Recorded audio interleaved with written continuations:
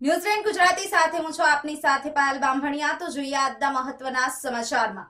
ચલાલા શહેરના ભાજપ પ્રમુખ તેમજ કાર્યકરો દ્વારા દિલ્હીમાં ભાજપની જીત થતા ફટાકડા ફોડી એકબીજાના મોઢા મીઠા કરાવ્યા।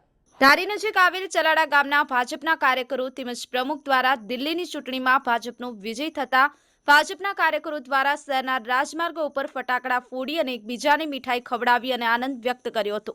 ત્યારે ભાજપના કાર્યકરો દ્વારા જણાવેલ કે આ દિલ્હીમાં ભાજપની જીત એ બતાવે છે કે વિકાસના સ્તરે ભાજપનું યોગદાન કેટલું રહ્યું છે। પ્રતાપવાડા, ન્યૂઝલેન્ડ ગુજરાતી, ધારી અમરેલી।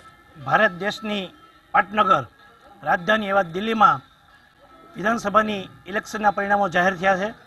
ત્યારે છેલ્લા 27 વર્ષથી દિલ્હીમાં આપનું શાસન હતું। દિલ્હીના મતદારો, સાણા અને સમજુ મતદારોએ ભારતીય જનતા પાર્ટીની વિકાસ યાત્રામાં જોડાઈ અને ભારતીય જનતા પાર્ટીના ઉપર વિશ્વાસ વ્યક્ત કરી અને સંપૂર્ણ ભારતીય જનતા પાર્ટીને બહુમતી આપી છે।